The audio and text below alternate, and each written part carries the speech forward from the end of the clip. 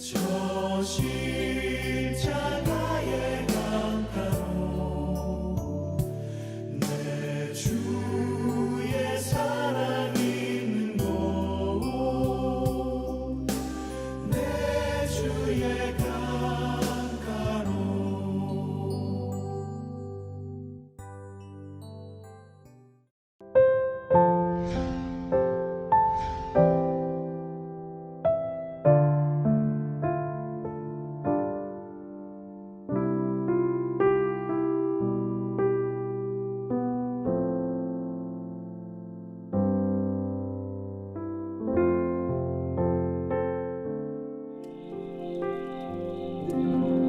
그리스도 예수의 종 바울과 디모데는 그리스도 예수 안에서 빌립보에 사는 모든 성도와 또한 감독들과 집사들에게 편지하노니, 하나님 우리 아버지와 주 예수 그리스도로부터 은혜와 평강이 너희에게 있을지어다.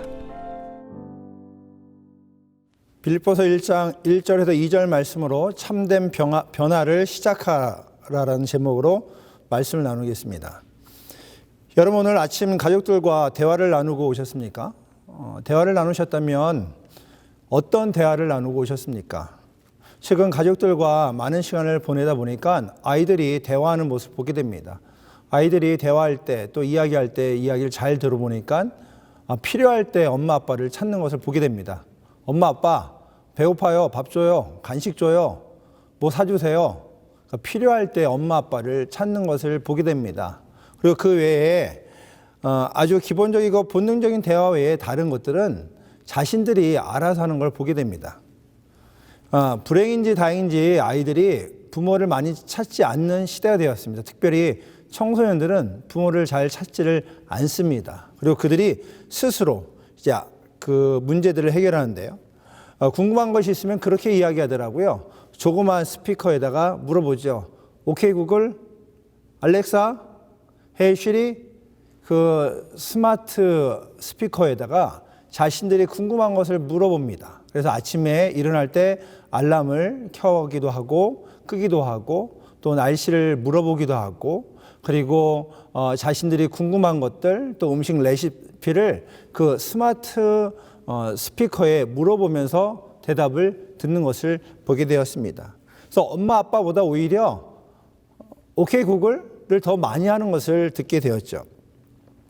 어떻게 보면 인터넷과 스마트폰이 익숙한 요즘 세대들은 그것이 당연한 것처럼 여겨질 수 있을 겁니다.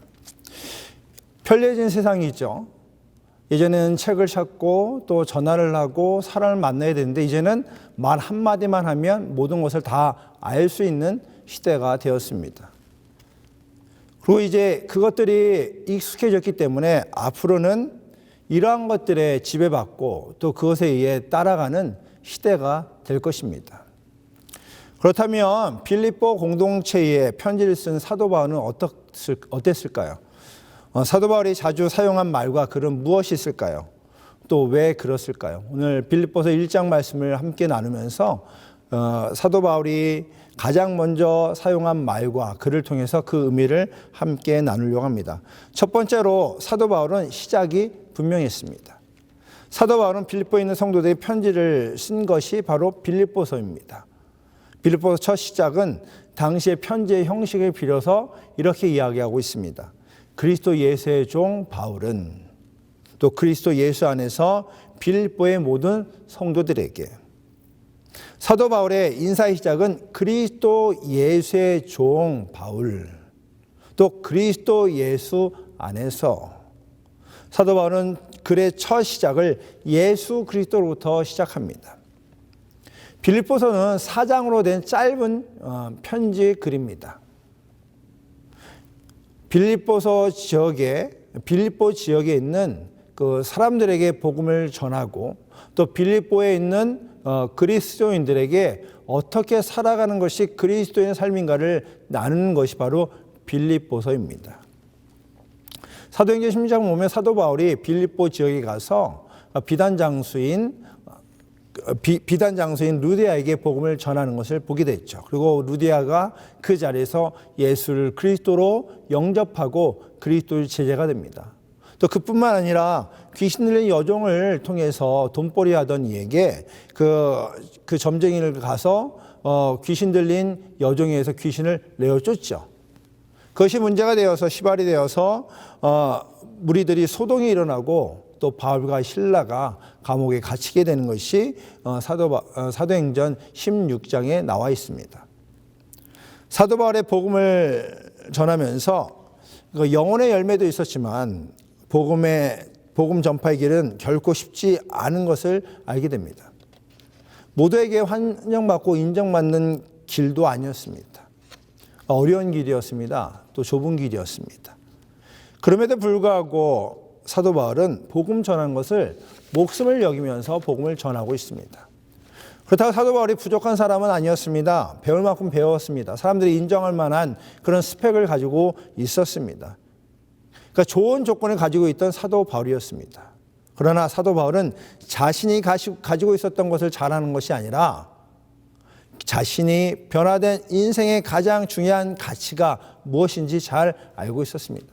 세상에서 인정하는 것, 세상에서 좋아하는 것, 그것이 자신의 삶의 가치가 아니라 자신이 변화된 이유가 어디에 있는지 그는 분명히 알고 선포하고 있습니다. 그래서 빌립보서 서두에서도 사도 바울은 가지고 있던 가장 중요한 가치를 말하고 있죠. 그리스도 예수의 종, 그리스도 예수 안에서. 사도 바울의 인생은 예수 그리스도로부터 시작되었습니다.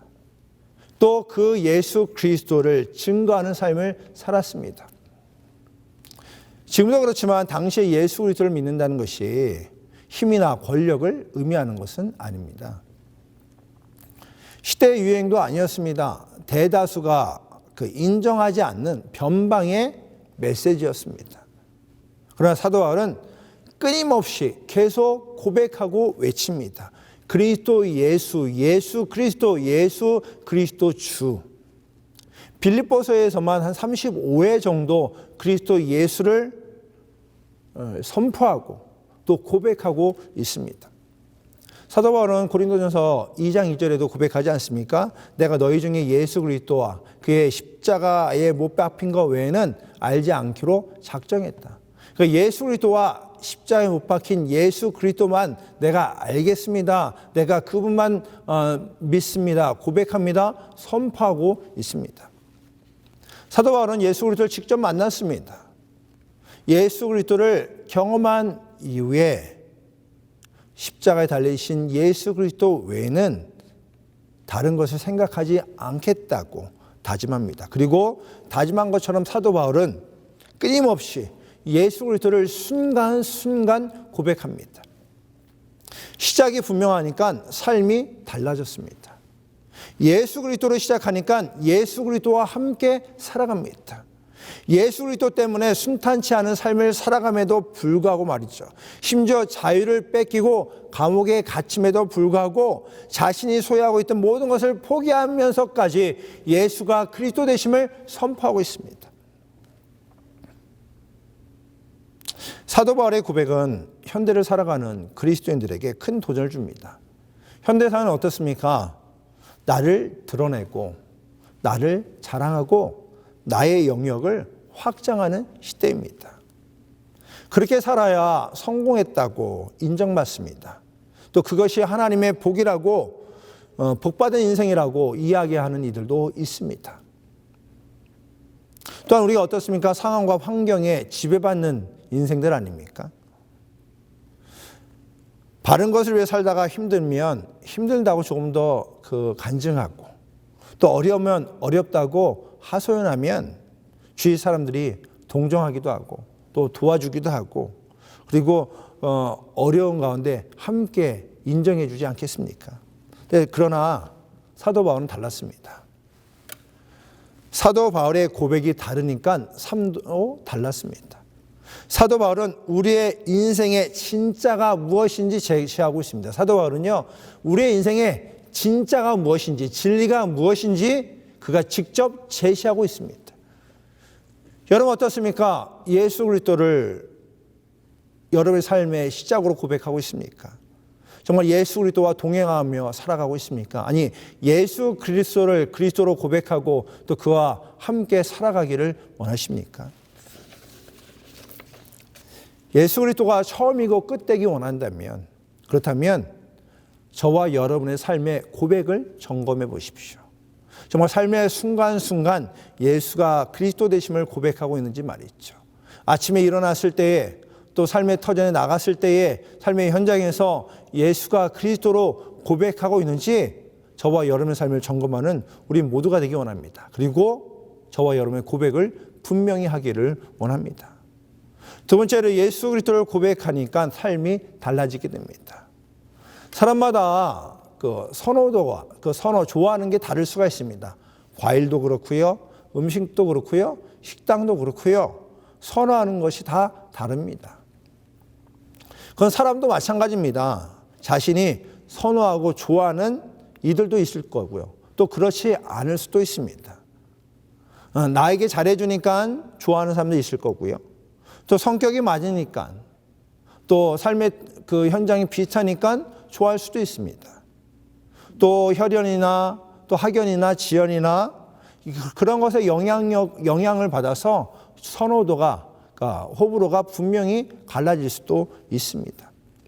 이것은 그리스도인들도 그럴 경우가 다반사입니다. 사도 바울은 사역을 하면서요, 사람의 호불호 때문에 사역에 어려움을 겪기도 하고요, 또 복음을 전하다가 봉변을 당하기도 합니다.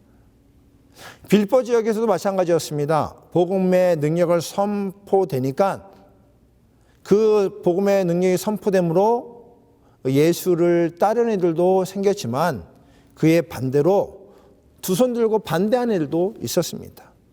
복음을 전하니까 타 종교인들은 그것을 반대하고 또 반항하고 부딪히고 사도 바울을 배격하는 일들도 나타납니다.